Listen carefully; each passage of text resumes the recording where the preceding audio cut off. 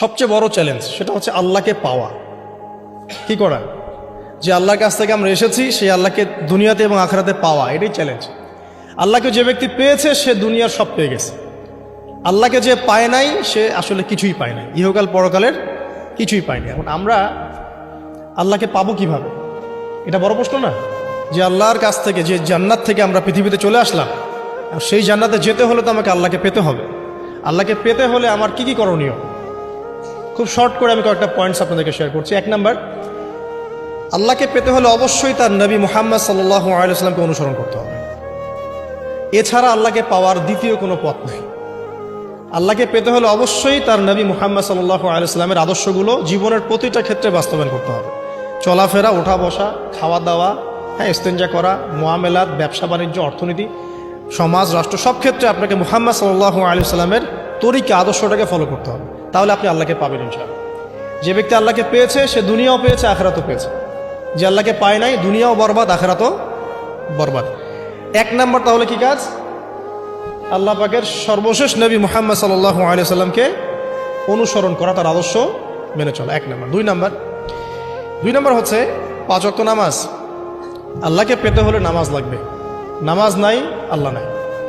ওয়াস্তাঈনু বিস-সাবরি ওয়াস-সালাহ, তোমরা সবর এবং সালাতের মধ্য দিয়ে আল্লাহর সাহায্য প্রার্থনা করো। আমরা এই জন্য নামাজে বলি ইয়্যাকা না'বুদু ওয়া ইয়্যাকা নাস্তাঈন, আমরা শুধু আপনারই ইবাদত করি এবং আপনার কাছেই সাহায্য প্রার্থনা করি। আল্লাহকে পেতে হলে নামাজের কোনো বিকল্প নাই। যে ব্যক্তি নামাজ পড়ে না, আল্লাহর সাথে তার কোনো সম্পর্ক নেই, নো কানেকশন। আপনি যে কোনো কিছু চাচ্ছেন, সেজদায় পড়ে আল্লাহর সামনে আত্মসমর্পণ করেই চাইতে হবে। ওয়াসজুদ ওয়াক্তারিব, আল্লাহ পাক কি বলেছেন? সেজদা করো, নিকটবর্তী হও। তো ব্যাখ্যা অনেক করা যায়। নামাজ না পড়লে কিন্তু মানুষ কুফরিতে লিপ্ত হয়। যে ব্যক্তি মান তারাকা সালাতান মুতাআম্মিদান ফাকাদ কাফারা, যে ব্যক্তি সালাতকে অস্বীকার করে, ফরজ নামাজকে অস্বীকার করে, সে ব্যক্তি কিন্তু কুফরিতে চলে যায়। ঠিক আছে? তারপরে বাইনা রাজুলি ওয়া বাইনা শিরকি ওয়াল কুফরি তারকুস সালাহ, একজন মুমিন বান্দা এবং অমুসলিমদের মধ্যে পার্থক্যই নামাজ। নামাজের বিষয়ে অনেক কথা আমি আগেও বলেছি, আপনারা শুনেছেন, অন্য আলেমদের কাছেও শুনেছেন। এক বাক্যে নামাজ না পড়লে ইসলামের রশিটা কেটে যাবে। মুআয বিন জাবালকে নবী সাল্লাল্লাহু আলাইহি ওয়াসাল্লাম বলেছেন যে যদি মান তারাকা সালাতান মুতাআম্মিদান, কেউ যদি সালাতকে ইচ্ছা করে ছেড়ে দেয়, ফাকাদ বারিআত মিন জিম্মাতিল্লাহ, সে ব্যক্তি আল্লাহর জিম্মেদারি থেকে মুক্ত হয়ে যাবে। তার উপর আল্লাহর কোনো জিম্মাদারি নেই, আল্লাহর নিরাপত্তা, জিম্মাদারি থেকে সে মুক্ত। তো 5 ওয়াক্ত নামাজ আল্লাহ পাক আমাদের সবাইকে জামাতের সাথে পড়ার তৌফিক দান করুন।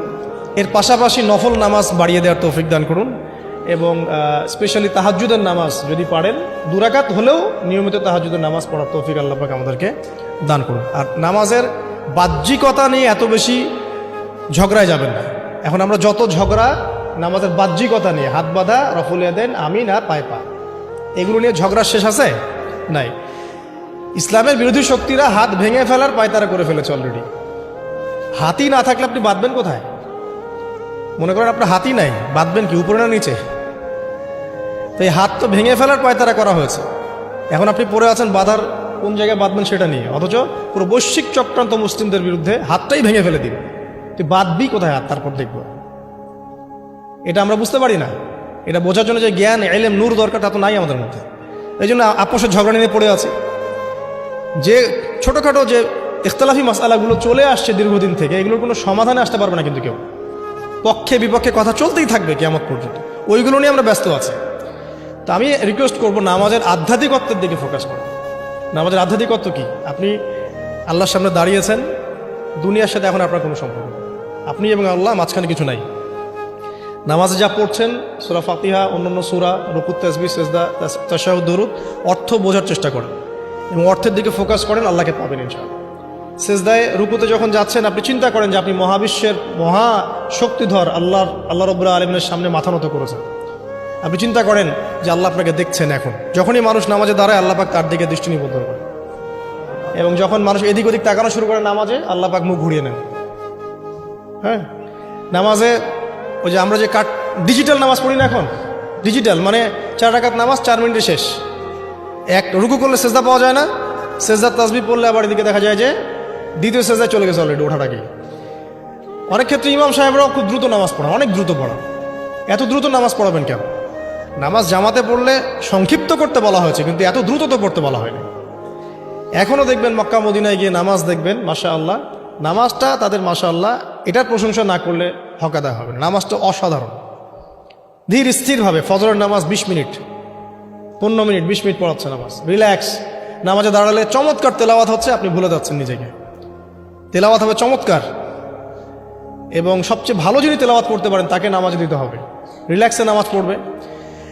ক্ষেত্র বিশেষে আপনি শর্ট করতে পারেন, কিন্তু সব সময় কেন আমরা 4 রাকাত নামাজ 3 মিনিটে শেষ করে দিব? আবার নামাজের পর দোয়াটা হবে লম্বা, অথচ নামাজটাই ছিল দোয়া, নামাজটাই কিন্তু দোয়া। এখন সেজদায় আমরা যদি কান্নাকাটি করতে না শিখি, আল্লাহর সামনে আমি মাথা নত করেছি, এখানে নিজের মনের যত আবেগ আকুতি দোয়া এগুলো আল্লাহর সামনে ঢেলে না দিতে পারি, এই দোয়া কালাম না শিখি, তাহলে তো নামাজের আধ্যাত্মিকত্ব অর্জন হলো না।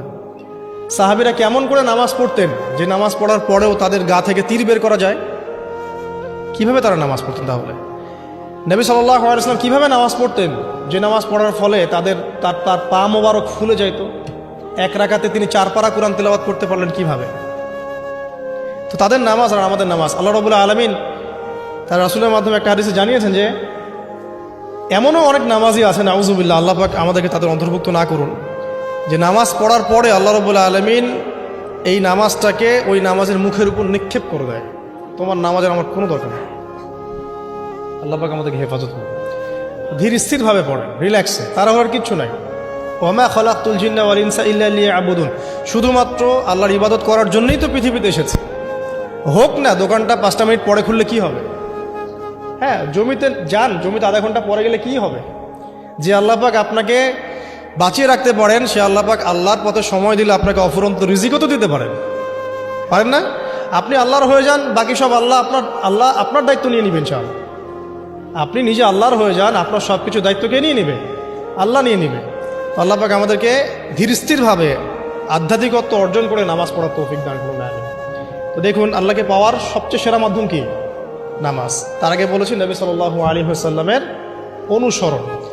আল্লাহকে পাওয়ার তৃতীয় একটা মাধ্যম বলে দিই আমি, সওম বা রোজা রাখা। অল্প সময় ঘুরিয়ে নিচ্ছি, সওম বা রোজা রাখা। রোজা কেন আল্লাহকে পাওয়ার মাধ্যম জানেন? কারণ রোজা রাখা অবস্থায় আমরা কিন্তু গোপনে পানাহার করি না, করি? আমরা রোজা রেখেছি, গোপনে কিন্তু পানি খেতে পারি, কেউ দেখবে না। গোসল করছেন, আপনি পানি খেতে পারেন, কেউ দেখবে না। লুকিয়ে লুকিয়ে আপনি কিন্তু খাবার খেতে পারেন, কেউ দেখবে না, বাসায় কেউ নাই দেখার, কিন্তু আপনি খান না। আপনি সবর করেন, সহ্য করেন, একদম সূর্যাস্তের সময় গিয়ে আপনি ইফতার করেন। এই যে কাজটা আপনি কেন করেন? কারণ আপনি ফিল করেন যে আল্লাহ আপনাকে দেখছেন। কেউ আপনাকে দেখুক না দেখুক, আল্লাহ আপনাকে দেখছেন। এটাই হচ্ছে ইহসান, এটাই হচ্ছে আল্লাহ পাকের মারিফতকে উপলব্ধি করা। আল্লাহ রাসূল সাল্লাল্লাহু আলাইহি ওয়াসাল্লাম বলেছেন, ইহসান হচ্ছে আন তা'বুদাল্লাহা কাআন্নাকা তারা, তুমি এমনভাবে আল্লাহর ইবাদত করবে যেন তুমি আল্লাহকে দেখছো। ওয়া ইল্লাম তাকুন তারাহু ফাইন্নাহু ইয়ারাক, তুমি আল্লাহকে দেখতে না পারলেও বিশ্বাস করবে আল্লাহ তোমাকে দেখছেন। তো এটা রোজা রাখলে উপলব্ধি হয় না যে আল্লাহ আমাকে দেখছেন? এটা হচ্ছে আল্লাহকে পাওয়ার মাধ্যম। এই জন্য রমাজানের রোজা অবশ্যই রাখবো ইনশাআল্লাহ। পাশাপাশি এই যে সোমবার, বৃহস্পতিবার, বা এই যে মাসের 3 দিন আইয়ামে বীজের সওম আছে, 13, 14, 15, আরাফার সওম, আশুরার সওম বা নফল সওম, এগুলো রাখার অভ্যাস করলে আল্লাহকে পাওয়া যাবে ইনশাআল্লাহ। আল্লাহ পাক আমাদেরকে বেশি বেশি সওম রাখার তৌফিক দান করুন। এবং আমাকে, আপনাদের সবাইকে বিগত জীবনে আমরা যারা বিভিন্ন সময় সওম রাখি নাই বা রাখতে পারি নাই, বা বিভিন্ন সালাত পড়ি নাই, পড়তে পারি নাই, এগুলোকে হিসেব করে আদায় করার তৌফিক আল্লাহ পাক দান করুন। আমিন। 4 নম্বর একটা মাধ্যম বলে দিই আল্লাহকে পাওয়ার, সেটা হলো তিলাওয়াতে কোরআন। কোরআন তেলাওয়াত যে যত বেশি করবে, অর্থ উপলব্ধি করে পড়বে, সে আল্লাহ পাককে চাক্ষুষ পাবে ইনশাআল্লাহ। মানে আল্লাহ রাব্বুল আলামিন একটা চিঠি দিয়েছেন, মনে করেন আপনাকে, আপনার একজন, কথার কথা এক্সাম্পল দিচ্ছি, যে আপনার কোনো একজন বন্ধু আছে অনেক দূরের কোনো দেশে, তা আপনি তাকে দেখেনও নাই, আপনি তাকে চিনেনও, মানে আপনি তার চেহারা দেখেন নাই, তাকে চিনেন না, তার সাথে যোগাযোগের মাধ্যম হচ্ছে আপনার চিঠি বা মেসেজ, ঠিক আছে?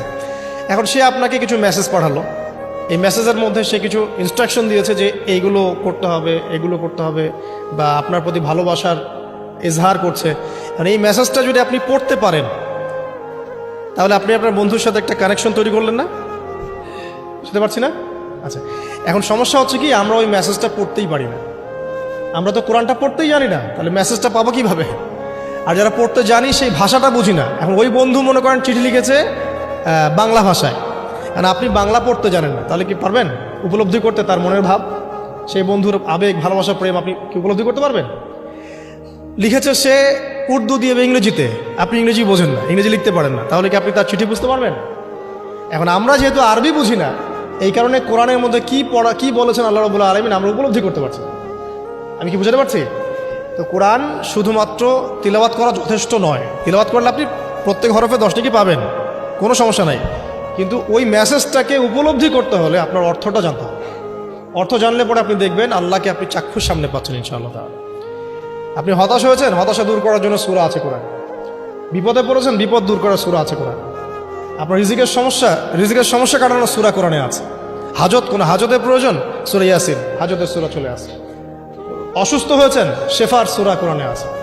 বা কাউকে জিন টোনা করা হয়েছে, বানটোনা করা হয়েছে, ওর শেফাও কোরআনে আছে। এমন কোনো বিষয় নাই যেটা আল্লাহ রাব্বুল আলামিন কোরআনের মধ্যে নাজিল করেন নাই। ব্যবসা করতে চান, কোরআন কথা বলবে, ঠিক আছে? আপনি সামাজিক বিষয়ে ডিল করতে চান, সূরা হুজুরাত কথা বলবে। আপনি ইতিহাস ভালোবাসেন, কোরআনে ইতিহাস দিয়ে ভর্তি করা আছে। আপনি কাব্য ভালোবাসেন, কবিতা পড়তে ভালোবাসেন, কোরআনের মধ্যে কবিতা দিয়েও ভর্তি আছে। আর রহমান আল্লামাল কোরআন খালাকাল ইনসান, এখানে ছন্দ আছে না? প্রত্যেকটা ছন্দ। ওয়ান নাজমি ইযা হাওয়া মা আদাল্লা সাহিবুকুম ওয়া মা গাওয়া ওয়া মা ইয়ানতিকু আনিল হাওয়া, ছন্দ আছে না? আপনি উপন্যাস ভালোবাসেন, কোরআনে অনেক উপন্যাস আছে। যা চান তাই পাবেন কোরআনে। এক কথায় আপনি আল্লাহকে পাবেন কোরআনের মধ্য দিয়ে। তো কোরআনের সাথে যার সম্পর্ক যত বেশি, আল্লাহর মারেফত সে তত বেশি পাবে ইনশাআল্লাহু আজ্জা ওয়া জাল। 4টা বলেছি না? 5 নম্বর হচ্ছে হজ ওমরা করা। হজ ওমরা আল্লাহ পাক আমাদের সবাইকে বেশি বেশি করার তৌফিক দেয়। হজ এবং ওমরা এমন কিছু কাজ আছে যে কাজগুলো সরাসরি আপনার সাথে আল্লাহ পাকে কানেকশন করাবে। আরাফার মাঠে যাবেন, ওই মাঠে কি কিয়ামত হবে না? আল্লাহকে চিনতে পারবেন এখানেই। তারপরে যে সাই করেন না, সাফা মারওয়া সাই করে, ওখানে গেলে আপনি বুঝতে পারবেন যে কিভাবে ইসমাইল আলাইহিস ইসলামকে পানি দেওয়ার জন্য তার মা হাজরা এখানে দৌড়াদৌড়ি করেছে। বাইতুল্লাহ দেখবেন, আপনি চিনবেন যে আল্লাহর তাওহীদ কি জিনিস। চোখে দেখার সাথে সাথেই আপনার ভিতরে এমন একটা ফিলিংস আসবে যেটা ভাষায় প্রকাশ করা যাবে। চোখে দেখার সাথে সাথেই এমন একটা ফিলিংস আসবে, আপনাকে আমি এটা ভাষায় প্রকাশ করে বোঝাতে পারবো না। আপনি জানবেন ইব্রাহিম আলাইহিস সালাম এবং তার ছেলে ইসমাইল আলাইহিস সালাম বাপ বেটা মিলে রাজমিস্ত্রির কাজ করেছে। এটা আপনি জামজাম কূপ দেখবেন, পানি পান করবেন, আল্লাহকে চিনতে পারবেন যে এই কূপ তো অলৌকিক। এই কূপের মতো কূপ নাই পৃথিবীতে, এর পানি কখনো শেষ হয় না, এবং এই পানি খেয়ে মানুষ বেঁচে থাকতে পারে, খাবারের দরকার হবে না। দীর্ঘদিন পর্যন্ত এই পানি খেয়ে মানুষ বেঁচে থাকতে পারবে, খাবারের প্রয়োজন হয় না। তো এই পানির মধ্যে এমন কিছু উপাদান আছে যেটা মানুষের শরীরের রোগগুলোকে শেফা দিয়ে দিবে ইনশাআল্লাহ তাআলা আল্লাহর হুকুমে। তো প্রত্যেকটা কাজে রাসূল সাল্লাল্লাহু আলাইহি ওয়াসাল্লাম শহরে গেছেন মদিনায়, ওই মদিনার বাতাসটা আপনাকে বলে দিবে এটা একটা অন্যরকম শহর, ঠিক আছে? রাসূল সাল্লাল্লাহু আলাইহি ওয়াসাল্লামের রওজায় যাবেন, সামনে দাঁড়াবেন, আপনি আল্লাহকে চিনতে পারবেন। আপনি আর পৃথিবীতে থাকবেন না, অন্য জগতে চলে যাবেন। ওই যে বাকিউল গারকাত আছে, সাহাবীদের কবরস্থান জান্নাতুল বাকি, ওখানে ঢুকবেন, আপনার কাছে মনে হবে যে পৃথিবীটা আসলে কিছুই না। পৃথিবীর সবচেয়ে সেরা মানুষগুলো এই মাটির নিচে শুয়ে আছে, ওখানে আপনাকে খুবই তুচ্ছ মনে হবে তাদের সাথে। এই যে মানে বিভিন্ন জায়গায় গিয়ে আল্লাহকে চিনতে পাওয়া, এটা সবচেয়ে ভালো হয় হজ এবং উমরাতে গিয়ে। আল্লাহ পাক আমাদেরকে তৌফিক এনায়েত করুন, আমিন। তো এটা একটা আল্লাহকে পাওয়ার দোষ। যাদের হজ ফরজ হয়ে গেছে অবশ্যই হজ করে ফেলবেন, আর যাদের সামর্থ্য আছে তারা বেশি বেশি উমরা করবেন। নবী সাল্লাল্লাহু আলাইহি ওয়াসাল্লাম বলেছেন, এক হজ পরের হজের মধ্যে যত গুনাহ মাফ করিয়ে দেয়, এক উমরা পরের উমরার মধ্যে যত গুনাহ সেগুলোকে মাফ করিয়ে দেয়। আল্লাহ পাক আমাদেরকে এই আমলগুলো করার তৌফিক এনায়েত করুন। 6 নম্বর বলছি জিকির। আল্লাহ পাকের জিকির বাড়াতে হবে। যে আল্লাহ পাকের জিকির যত বেশি করবে, সে আল্লাহ পাকের মারিফত তত বেশি উপলব্ধি করবে, আল্লাহকে পাবে ইনশাআল্লাহ। আর এই জিকির করার জন্যে অজুও শর্ত নয়, জানেন? আল্লাহর জিকির করার জন্য কিন্তু অজু শর্ত নয়। আপনি মনে মনে চলতে ফিরতে অলওয়েজ সুবহানাল্লাহ, আলহামদুলিল্লাহ, আল্লাহু আকবার, লা ইলাহা ইল্লাল্লাহ, আস্তাগফিরুল্লাহ পড়তেই থাকতে পারেন। কষ্টের কিছু আছে? খালি জবান চলবে। মাঠে কাজ করছেন, ওই যে লাঙল দিয়ে কাজ করছেন, সেচ দিচ্ছেন, আপনি পড়তে থাকবেন আস্তাগফিরুল্লাহ ওয়া আতুবু ইলাইহি, লা হাওলা ওয়ালা কুওয়াতা ইল্লা বিল্লাহ, সুবহানাল্লাহ, আলহামদুলিল্লাহ, লা ইলাহা ইল্লাল্লাহ, আল্লাহু আকবার। কোনো সমস্যা নেই। রান্না বান্না করছে মেয়েরা, এটা করতে করতে পড়তে পারবে না? গাড়ি ড্রাইভ করতে করতে আপনি পড়তে পারবেন লা ইলাহা ইল্লাল্লাহ ওয়াহদাহু লা শারীকা লাহু, লাহুল মুলকু ওয়া লাহুল হামদু ওয়া হুয়া আলা কুল্লি শাইইন কাদির। যে কোনো কাজ করতে করতেই ইল্লাল ইস্তেনজা বাদ দিয়ে। ইস্তেনজা কি জিনিস? প্রসাব পায়খানা। এই সময় এগুলো মুখ দিয়ে বলবেন না, দরকার নাই। আপনি এরপরে যে সময়গুলো আছে এগুলোতে আপনি জিকির বাড়াবেন। যে যত বেশি জিকির করবে তার কলব তত বেশি পরিচ্ছন্ন হবে। যার কলব যত পরিচ্ছন্ন, আল্লাহর নূর তার কলবে তত বেশি আসবে, সে আল্লাহ পাকে তত কাছে পাবে ইনশাআল্লাহু আজ্জা ওয়া জাল। 7 নাম্বার দোয়া ইস্তেগফার বাড়িয়ে দেয়। আল্লাহর কাছে বেশি বেশি দোয়া করতে হবে। দোয়া বাড়িয়ে দেন। দোয়ার জন্য হুজুর ডাকতে হবে না, দোয়ার জন্য আমাকে ডেকে বাসায় খাওয়ানোরও দরকার নেই।